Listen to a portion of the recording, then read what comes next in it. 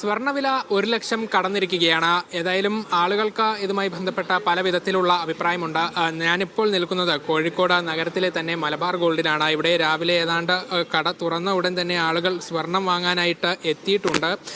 അപ്പോൾ ആളുകളുടെ അഭിപ്രായം കൂടെ ഈ ഘട്ടത്തിൽ നമുക്ക് ചോദിക്കാമെന്ന് കരുതുന്നു.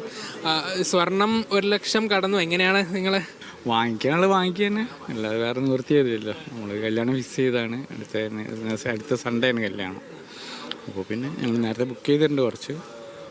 പിന്നെ മേക്കിംഗ് ചാർജ് ഇപ്പോഴത്തെ ഇതാവും. മറ്റേത് പിന്നെ നേരത്തെ ബുക്ക് ചെയ്തുകൊണ്ട് കുറച്ച് കുറഞ്ഞ് കിട്ടും. സ്വർണ്ണം ഇങ്ങനെ വില കൂടി പോവാണ്.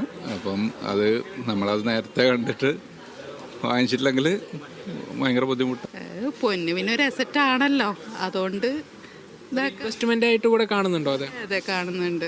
എത്ര ആയാലും ഇനിയും കൂടുകയാണെങ്കിൽ ഇപ്പം മേടിച്ചതിനെക്കാട്ടിയും ഇതാവല്ലേ ചെയ്യുന്നത് മുന്നോട്ട്. സ്വർണത്തിന് ഇങ്ങനെ വില കുത്തനെ കൂടുകയാണ്.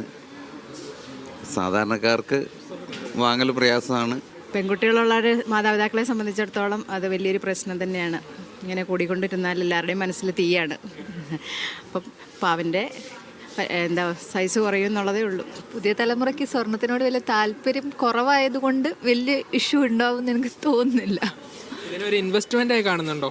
ഇൻവെസ്റ്റ്മെന്റ് ആയിട്ടാണ് പുതിയ തലമുറ കൂടുതലും സ്വർണത്തിനെ കാണുന്നത്.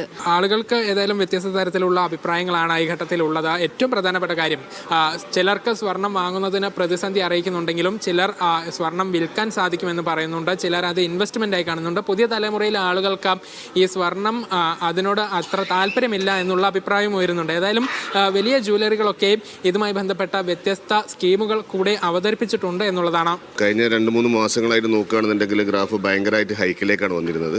അപ്പോൾ തീർച്ചയായിട്ടും നമ്മൾ സമീപിച്ചിരുന്ന കസ്റ്റമേഴ്സ് അല്ലെങ്കിൽ നമ്മുടെ അടുത്തേക്ക് ഷോറൂമിലേക്ക് വരുന്ന കസ്റ്റമേഴ്സിനോടൊക്കെ നമ്മൾ ഈ ഒരു കാര്യം ഹൈലൈറ്റ് ചെയ്തുകൊണ്ട് തന്നെ സംസാരിക്കുകയും അവർക്ക് നല്ല രീതിയിലുള്ള പ്ലാൻ, അവിടെ അധികം കല്യാണ പാർട്ടികൾക്കും കല്യാണത്തിൻ്റെ സമയത്തായിരിക്കും ഫണ്ട് വരിക.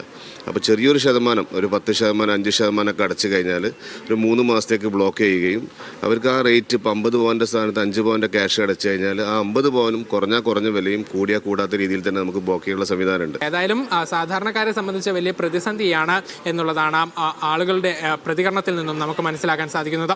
ക്യാമറ പേഴ്സൺ ജയ്സൽ ബാബു പിലാശ്ശേരിക്കൊപ്പം നന്ദഗോപാൽ, മീഡിയ 1 കോഴിക്കോട്.